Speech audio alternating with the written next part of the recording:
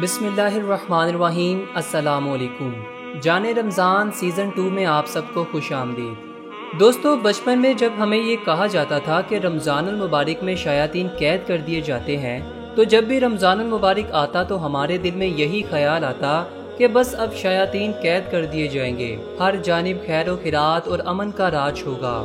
کم از کم 1 مہینہ تو تمام مسلمان بلکہ تمام انسان سکون کی زندگی بسر کر سکیں گے، لوگ صرف سچ بولیں گے، بازاروں میں اشیاء نہ صرف خالص اور مقدار میں پوری ملیں گی بلکہ سستی بھی ہوں گی، کیونکہ شیطان تو قید میں ہے۔ اب انسان کے دل میں نہ کوئی لالچ آئے گا، نہ طمع ہوگی اور نہ ہی کوئی اسے چوری پر اکسائے گا۔ بچوں کو دودھ کی جگہ پانی نہیں ملے گا اور بیمار کو دوا کی شیشی میں دوا ہی ملے گی، زہر نہیں ملے گا۔ دوستو، بچپنا کتنا خوبصورت، سیدھا اور حسین ہوتا تھا، مگر جیسے جیسے بچپنا رخصت ہوا تو پتہ چلا یہ سب تو بچپنے کی باتیں ہیں، ورنہ ادھر تو سب کچھ ویسے ہی ہو رہا ہے جیسے پہلے ہوتا تھا۔ دکاندار اب بھی جھوٹ بول رہے ہیں، ملاوٹ، ناپ تول میں کمی، جھوٹ اور ریاکاری اب بھی اسی طرح ہے، بلکہ ہر سال رمضان المبارک میں یہ سب کچھ پہلے سے زیادہ ہوتا نظر آتا ہے۔ ہر تاجر سارے سال کا نفع جائز یا ناجائز طریقے سے ایک ہی ماہ میں اکٹھا کرنا چاہتا ہے۔ ہر سال اس بابرکت مہینے میں ملاوٹ اور قیمتیں پہلے سے بڑھ جاتی ہیں۔ بازاروں میں رش اتنا ہے کہ کم تولنا اس سے پہلے کبھی اتنا آسان نہیں تھا۔ معاشرتی رسم و رواج کی روایات کی بنا پر لوگ مجبور ہیں اور ہر کوئی عوام کی اس مجبوری کا پورا فائدہ اٹھاتا نظر آ رہا ہے۔ تو ان کی یہ حالت دیکھ کر شیاطین بیچارے قید میں بیٹھے سوچ رہے ہوتے ہیں کہ یار ہم تو ایسے ہی بدنام ہیں، دیکھو جب سے ہم قید ہوئے ہیں جس نے بھی ہمارا کام سنبھالا ہے اس نے اس کو خوب ترقی دی ہے۔ اللہ نے جس شیطان کو مہلت دی تھی وہ شیطان تو اس نے قید کر دیا ہے، اور اب اللہ تعالیٰ یہ دیکھ رہا ہے کہ انسان اپنے نفس اور اپنے اندر کے شیطان کے ساتھ کیا سلوک کرتا ہے۔ لیکن بدقسمتی سے ذرا سا موقع ملتے ہی ہم میں سے اکثر لوگ اپنے اندر کے شیطان کو شاباش دے کر یہ کہتے ہیں کہ 1 ہی مہینہ ہے، اپنے عمل سے اصل شیطان کو شرمندہ کر دو۔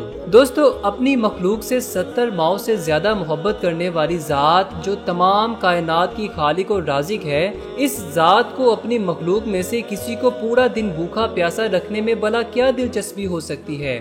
دیکھیں، جسمانی طور پر بھوکا پیاسا رہنا بے شک روزے کے بنیادی شرائط میں سے ہے، مگر اصل روزہ دار صرف وہی ہے جو اپنے اندر کے شیطان اور نفس کو بھوکا پیاسا رکھ کر اس کو مار دے، یا کم از کم اتنا کمزور کر دے کہ اس کا نفس اور شیطان اگلے 11 ماہ تک سر نہ اٹھا سکے۔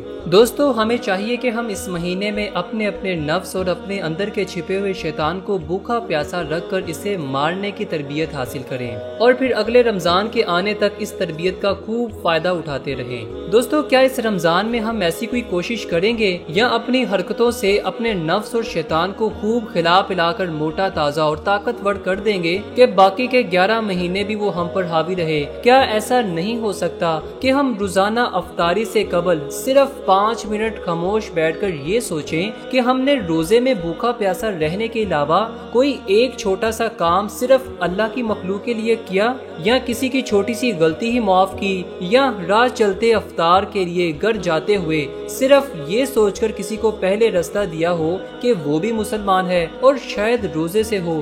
دوستو، اس رمضان میں یہ عمل کر کے دیکھیں، دعا ہے کہ اللہ پاک ہم سب کے دلوں میں یہ بات ڈالے اور ہم کم از کم کوشش کی حد تک رمضان المبارک کو اس کی اصل روح کے مطابق گزارنے کے قابل ہو۔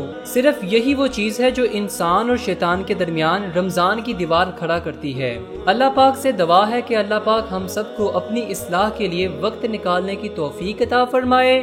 بندے کو اجازت دیجیے، اللہ نگہبان، با امید دیدار۔